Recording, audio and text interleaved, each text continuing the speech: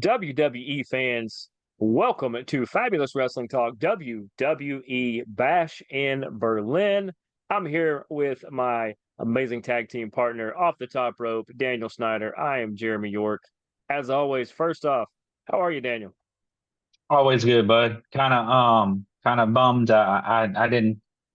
The only thing I know about this Bash in Berlin is just what I read up on and kind of looked at. I didn't get to watch it. I'm about tired of these overseas premium live events. I mean, not only can not the whole crew be there, but the start times are ridiculous.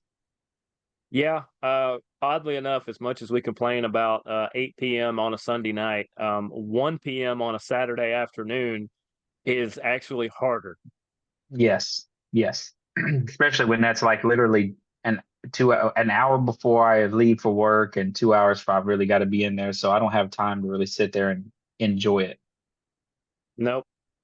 And we were right on about half of it. We were really right on what I'm going to start with, and that's that the third match should have been the opener, and it was not. But they decided to stick to their guns. They are the WWE. They started off with Cody Rhodes defending his belt against Kevin Owens, and we all knew Kevin Owens was not going to win. But I will give them credit, these two had a pretty good match. They had a 3.5 star out of 5 match because Kevin Owens can literally wrestle a blanket and you'll think the blanket is Hulk Hogan. And it's just, Yeah, oh, you'll think the blanket's Ric Flair. Let's go yeah, higher up. yeah. That's what I'm saying. Let's not say Hulk Hogan because Yeah. me or you could be Hulk Hogan without the muscle. Maybe together with a couple hockey sticks, maybe. And some mace. That probably help. But yeah, we knew, like you said, Samasia.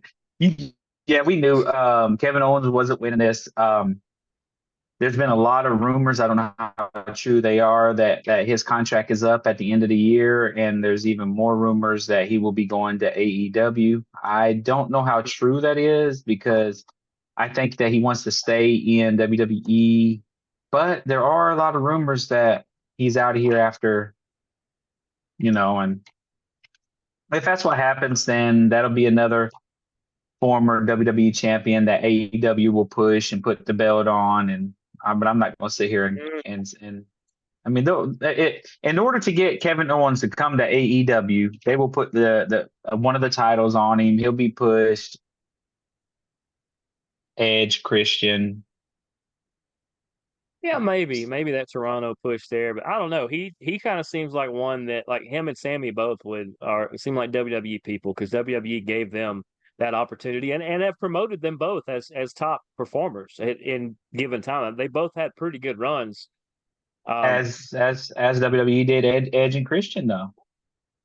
So yeah, but at some point, Edge and Christian got really old. They didn't get bad. They can still wrestle. It's not that. It's just they got to a point where Triple H is like, I want to go younger. I want, if you guys want to stick around, we'll try to figure that out. But, at some point, even Triple H got pushed out as the older guy.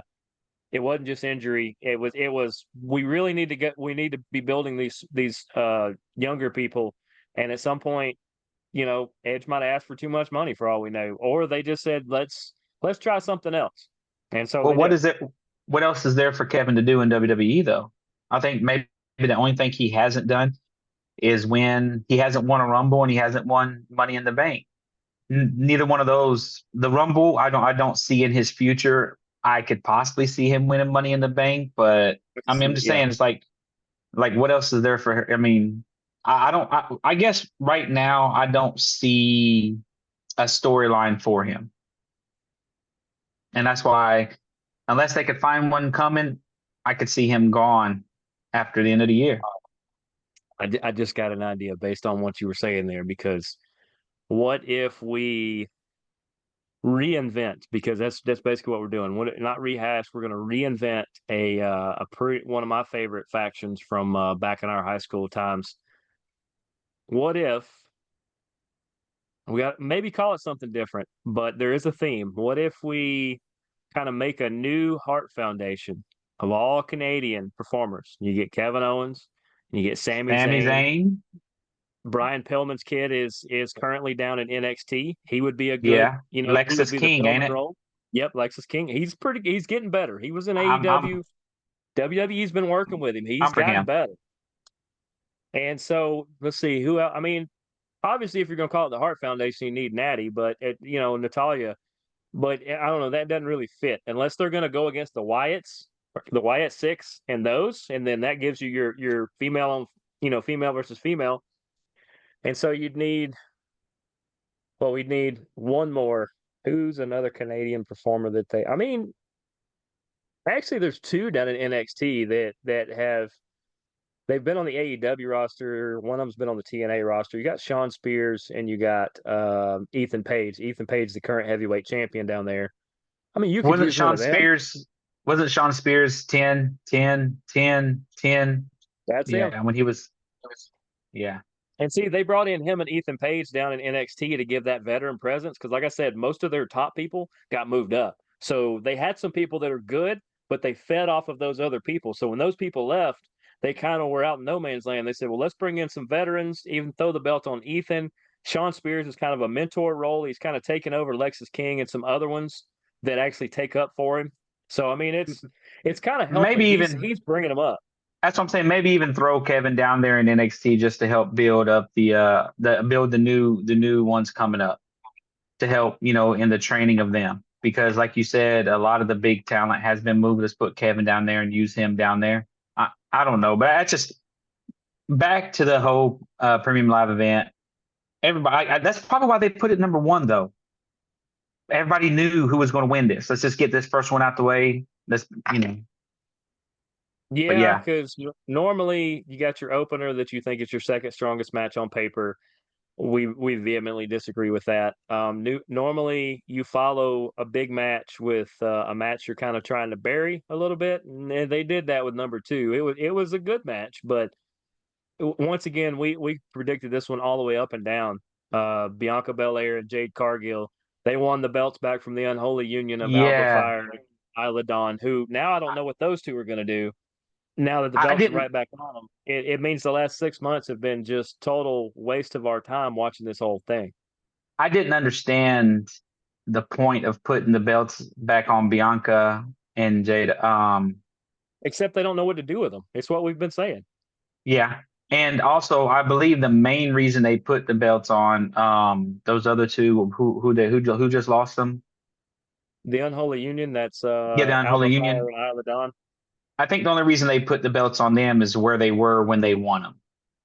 I It mean, could be and there part was of it. like, and there was like, let's let them hold them for a minute, and because I don't recall, like I said, this is actually the first one-on-one match that Bianca and Jada have had for the titles back because they did Yeah, not this was lose their them. rematch. Yeah.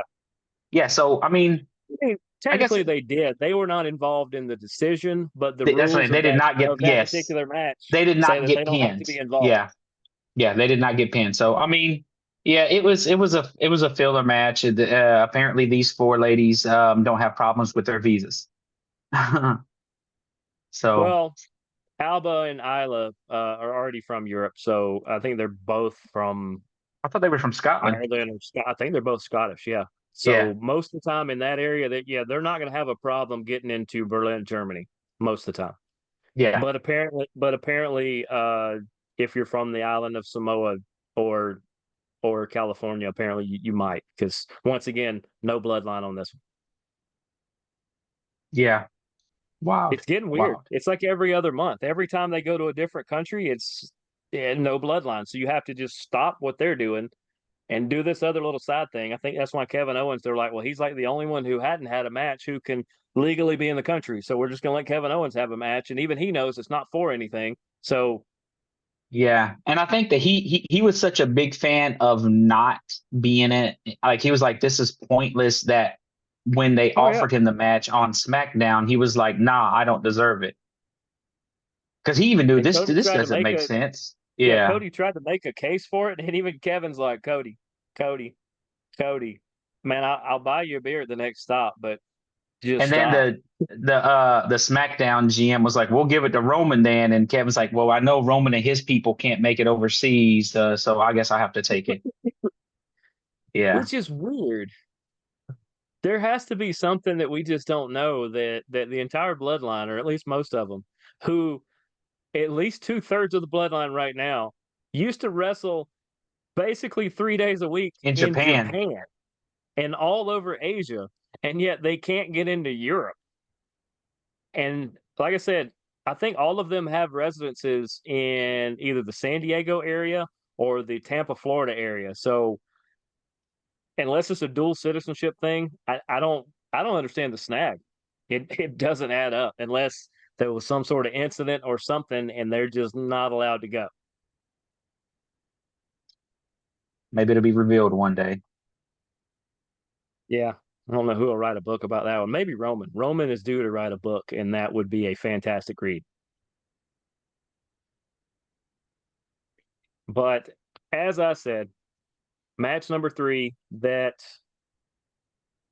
yeah, in looking at it, this would by far be, to me, the top match of my favorite match. CM Punk, Drew McIntyre strap match. It was not your typical strap match. Most of the time, it's just two people beat the crap out of each other with a strap, and then somebody gets a pinfall. Well, they did my favorite stipulation with a strap match. You had to touch all You four gotta touch corners. all four corners. Yeah. They had the lights that lit up. There was a lot of storylines where like Drew had CM Punk up on his shoulders like this, and he's like, I'm just going to drag him to all of them, and see he'd go over and he'd tag it this way, and about the time he'd twist around, CM Punk would reach over and hit it too, and like Drew didn't see it, so you'd see like red light, green light, red light, green light, red light, green light. And then like Drew caught wind of it, and so they'd fight and they'd throw it all and it would reset. And they did it was such a classic. Like this is Dusty Rhodes strap match. It can be as bloody as you want. That's a Dusty thing. This particular one wasn't. CM Punk did get smacked pretty good, I believe. I think it was him that was bleeding for a little bit, but it had all these false endings where you just really, I could have made an argument at any point of the match, all the way up till the bell rang, as to who was going to win. There was a lot of times it's like, well, like we said, Punk was going to get his bracelet back, and of course he's going to win. And then there was a few moments where you're like, I think they're going to try to continue this. I think Drew might win this. And then 3 minutes later, you're back on the other. It kept going back and forth, and it was almost a 20-minute match, and you couldn't not watch it. There wasn't like a, let me look at my phone, or man, I need some more snacks, or man, is that pizza here yet? It's like, no, you were just dialed into it. It was really good. Um, this was one of the ones that I missed, but I did know who won. Go back and watch it. CM Punk. Yeah, CM Punk obviously won. We mentioned last week that the only way you end this feud is with CM Punk winning and getting his bracelet back. Obviously, WWE said we don't care about your opinion. He gets his bracelet back, and then on Raw the following 2 nights later, Drew McIntyre jumps him in the middle of the ring And says and it's not rips over. rips the bracelet in half. The bracelet's now broke, so it will end in a Hell in a Cell. Please let it end in Atlanta in a Hell in a Cell. Can we please be done with CM Punk and Drew? I am so ready for this match to be. I mean, this rivalry to be over. I think Yes, they they are they too. are they're producing great matches because they're Oh two yeah, great performers. But I'm tired of seeing these two. Tired of it. Tired of it. Tired of it. It's time for CM Punk versus Gunther, Drew versus Gunther, CM Punk versus Seth, or Drew versus Seth, or anybody else versus anybody else other than them two. Um, you CM forgot Punk, one extra thing is please let that be Hell in a Cell at Bad Blood in Atlanta. And please, Triple H, if you will send those tickets for me and Daniel to be at Bad yes. Blood so we can cover this properly. Oh, We definitely see he's so distraught. Even the camera is not even staying camera straight over. fell, right? That was But wild. yeah, and like at some point we have to see CM Punk, Seth Rollins. There may be one or two, three of those even. Drew McIntyre, Gunther's not bad. The problem is they're both bad guys right now, so you'd have to do something with that. But no, there's Drew McIntyre and Damian Priest. I think is something we could see very soon. I think that'd be interesting. As soon as it's Damian Priest and um Dom. Finn Balor. Oh yeah, I forgot. Yeah, As soon as that's yeah, we over. got to finish that first.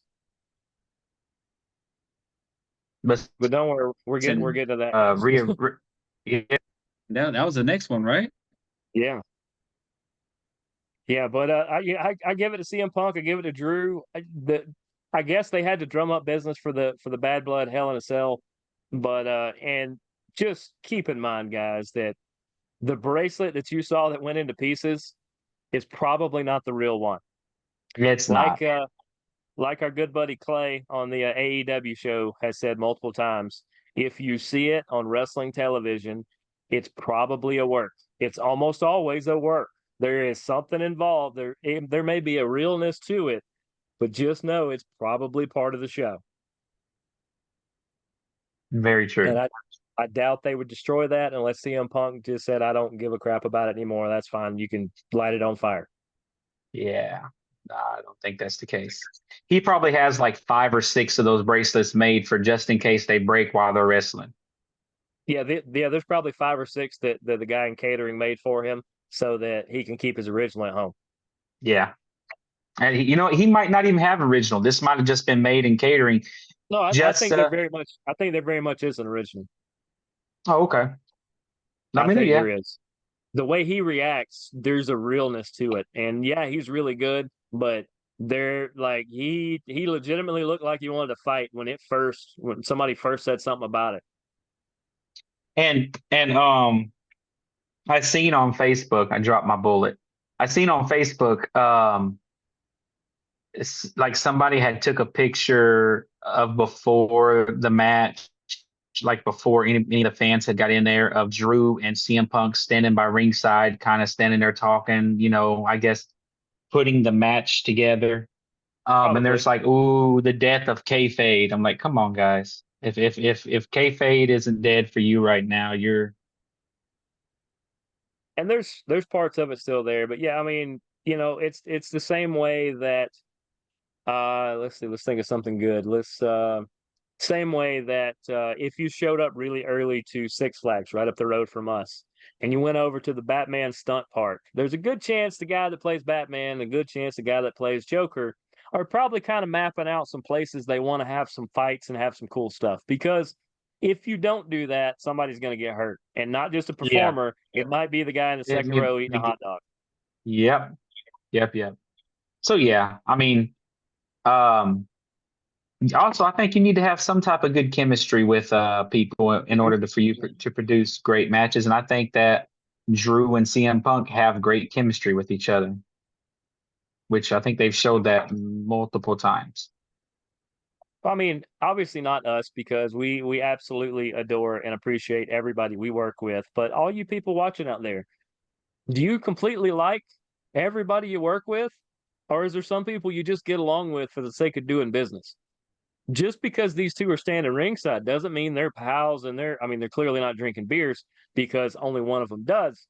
But, are they playing Scrabble on the bus on the way to the next thing? Are they playing trying to Call of Duty? Are they, exchanging text messages? Probably not. These two are probably only talking to each other because they have to work together, and they know that's the way to make it the best.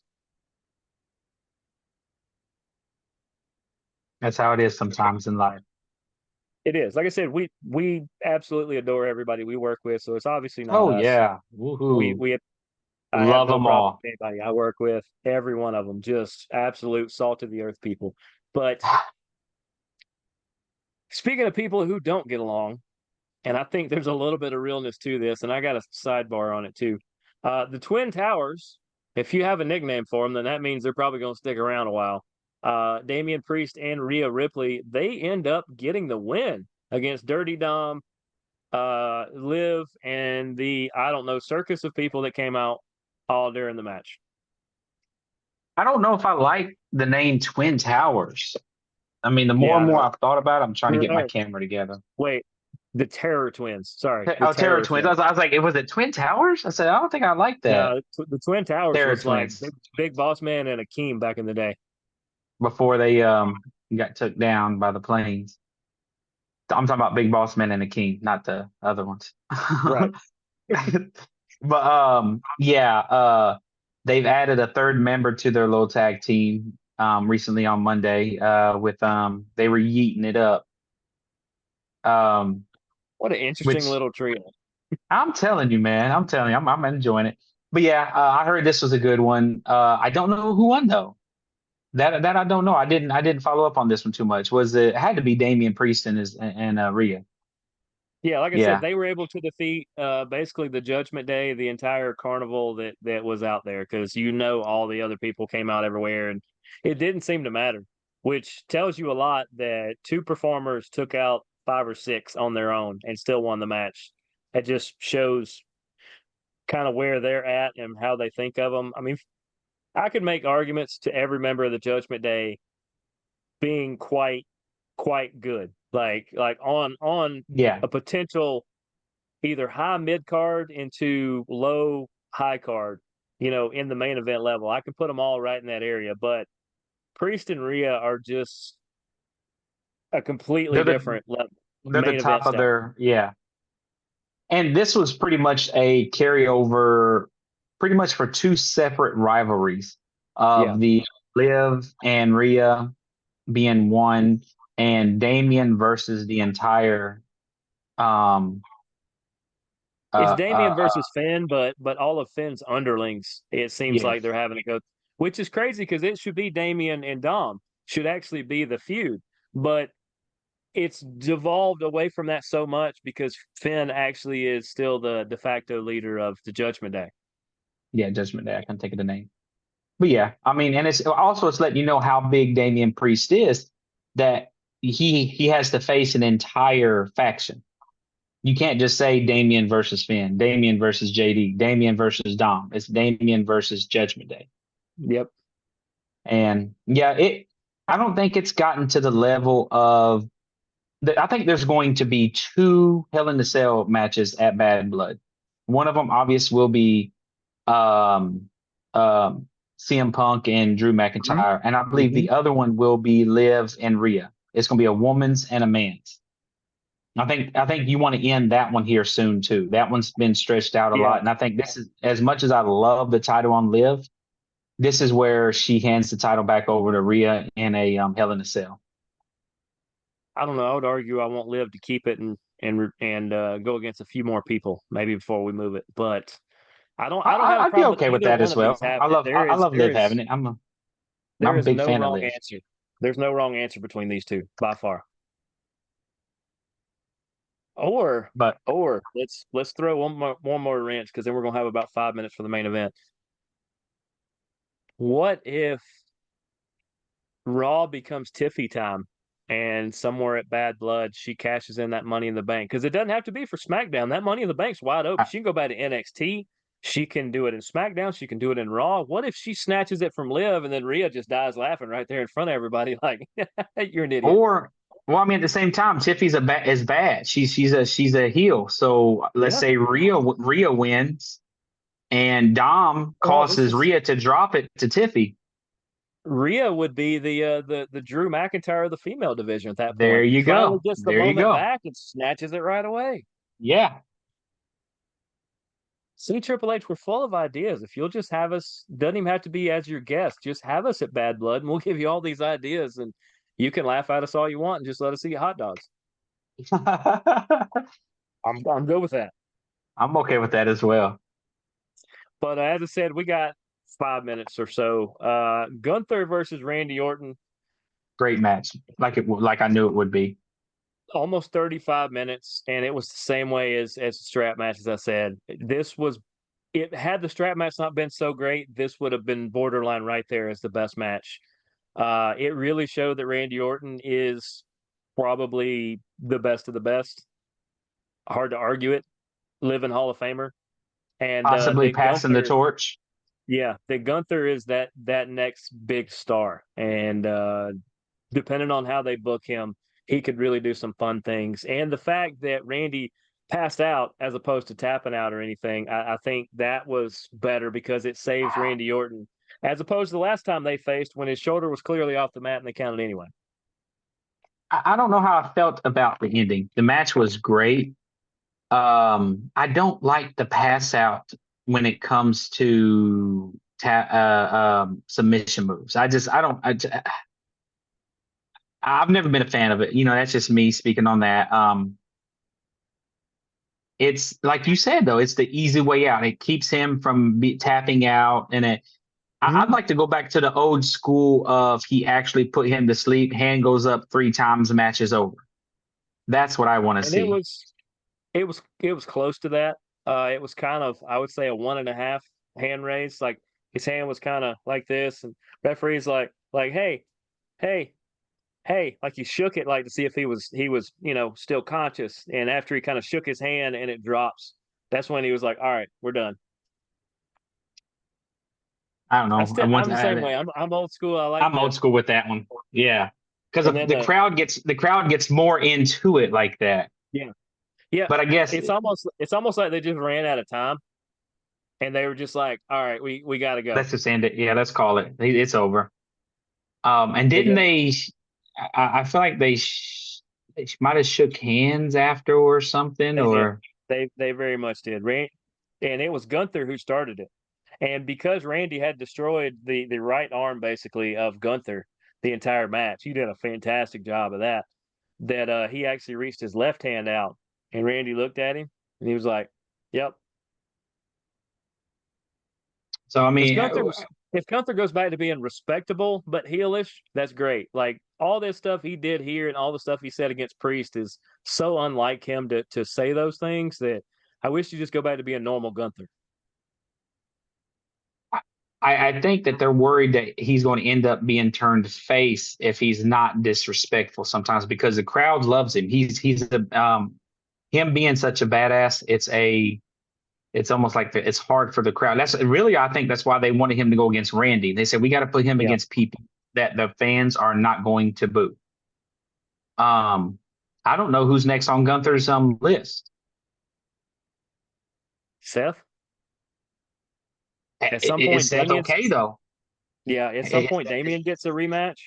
Well, I mean, Sammy's coming after him now because Can Sammy said that you have yet to defeat me. I'm the one that broke your IC It's run. true. It's very He true. says I'm the only one that's pinned you in the middle of that ring. Is what he said. He said nobody else has done that. He said I want a chance for that title. So Yeah. I think Sammy's going after it next. Um, I think Kevin Owens and Gunther would be a great match. It would be, but Kevin's on the other side. But that, I mean, so That's was Randy. that's So yeah, that's where I was hoping Randy would win, keep him in Raw, and Gunther go to SmackDown. and then Gunther Maybe, take it off of Cody. But it's like I'm okay yeah, with Gunther having it. I need somebody to get it off Cody just as fast as possible, and I don't want it to be Solo. and I don't want it being Roman yet, not yet. Yeah, yeah. So and really, there's nobody else. I mean, I'd love to see them put it on Randy. Say, bump it, Randy. Go get the belt over there. Take that belt off of Cody. But he's coming off a loss, so it just you can't. Let's put it on R-Truth. He hasn't won the big one yet. In the last seconds we got, how fantastic is it that he is like 52 years old and he's the oldest guy on the roster. And at the age of 25, Tiffany Stratton is the youngest person on the roster, and yet both of them are completely over with the crowd. Yeah. Well, I mean, the simple fact that R-Truth looks like he's 10 years younger than me, and I'm like, dude did songs with Tupac. He What? did. He did. But, Yeah. you know, ladies and gentlemen, And that's been Fabulous Wrestling Talk, WWE. Hated to cut you off. he He's good. Daniel. I'm Jeremy. Deuces, gooses. That was Bash at Berlin. Fun.